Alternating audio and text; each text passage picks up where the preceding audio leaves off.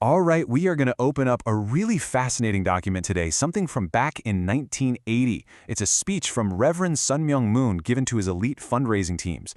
And this gives us a rare look. I mean, it's like we're getting a peek right inside the engine room of a movement. It lays out the exact philosophy they used to inspire these just staggering levels of dedication and sacrifice. Okay, let's dive right in. So the speech kicks off not with a command, not with a big declaration, but with a question. MFT work is difficult and troublesome, isn't it? That's a really strategic move. He's immediately acknowledging the immense hardship his followers were going through. This isn't just some casual question. It's a tool, right? It's designed to forge an immediate bond over a shared struggle. I mean, just try to imagine being in that room for a second. You're young, you're super dedicated, and you're part of this group that most of the world just doesn't get. And then your leader starts his big speech by basically saying, hey, I see you.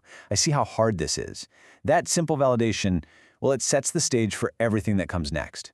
And the message isn't, let's make this easier. No, it's about completely reframing the work, giving it this huge cosmic purpose. So what he gives them next isn't just some pep talk, Not at all. It's more like a strategic manual, a complete system, really, for taking all that raw difficulty, all that sacrifice, and turning it into both spiritual and real worldly power.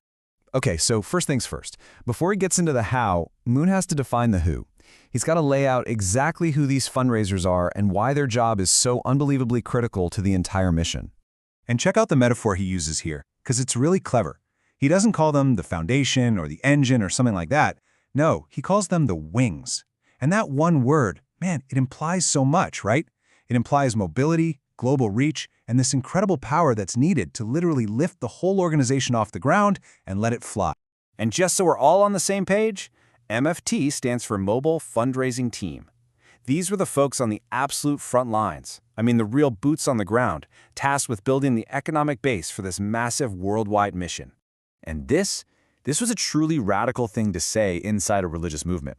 He was basically arguing that, yeah, winning converts is important, but that kind of has a national impact. Building a powerful economic foundation, though, that could influence the entire world. And just like that, he elevated the MFT to this almost supreme status within the church. So the big question is, right, how do you justify this kind of intense, all-consuming effort? Well, Moon framed it as a kind of divine business deal, a partnership with God himself, with the highest stakes imaginable. He laid out this incredibly powerful idea. He said, look, God provides 95% of everything you need for success. Think of it like a huge trust fund. The capital is already sitting in the bank, ready to go. But, and this is the big but, that entire fortune, all of that divine potential, it stays locked away until humanity contributes its tiny but absolutely critical 5%. That's our part of the deal. So the crucial point, the thing that puts all the pressure on, is that success or failure rests entirely on that little 5% of human effort. It all comes down to us. And the payoff? Well, according to Moon, all the profit from this cosmic partnership, it doesn't just go back to God. No, it's given directly to us, to humanity, and to our descendants. So it frames their work not just as some duty, but as a massive generational investment.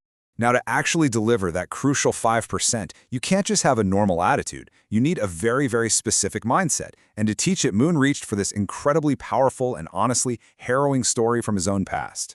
He talks about his time in a communist concentration camp, and he says he watched the other prisoners.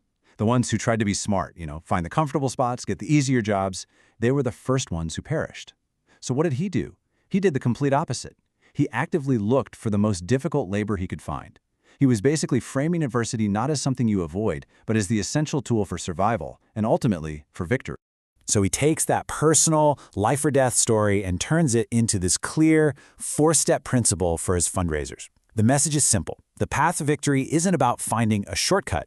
It's about running headfirst into the biggest challenges you can find and then deciding you're going to outperform everyone no matter what it costs you personally. And this just brilliantly illustrates the moral weight he attached to this whole mindset. Seeking out the hardest task, that wasn't just a good strategy, it was godly. But wanting an easier mission, seeking the easy life, he argued that was literally satanic. It frames the whole thing as this stark, black and white choice with massive spiritual consequences. All right, let's shift gears to what might be one of the most psychologically intense parts of the whole speech. This is where he gives instructions on how to basically weaponize your own memory. Moon creates this pretty stunning parallel here. He says, think about God. God is great because he instantly forgets all the good he's done for humanity over thousands of years, but he never forgets the evil and the suffering in the world. Then he tells his followers, you have to do the same thing. Immediately forget your own achievements, forget the good you do, but never forget your mistakes and your shortcomings. Now, the crucial point here, and this is important, wasn't to create a bunch of guilt. The whole purpose of remembering your failures was to use them as fuel. Every single past mistake was a reason to work harder, to push further, to basically pay off that spiritual debt with future success. I mean, it's a perfect system for generating almost perpetual motivation. Okay, so after all this physical hardship, after all this really intense psychological discipline, what was the promised payoff? What was the light at the end of the tunnel? Well, it was both spiritual and incredibly worldly. And the vision he laid out, it was just massive. He wasn't talking about a few hundred people. He spoke of an army of 100,000 MFT members in America alone. And the point wasn't just about the money they'd raise. It was about creating this visible, undeniable social force, a great wave, as he put it, that simply could not be ignored. And this is where he makes the direct link to real-world power. He asks this simple question: is it easier to get $1 from a person or get his vote? The argument is that the skill of convincing a total stranger to give you $1 is directly transferable. If you can master that, you can absolutely win their vote. He was basically positioning his fundraisers to become a future political powerhouse.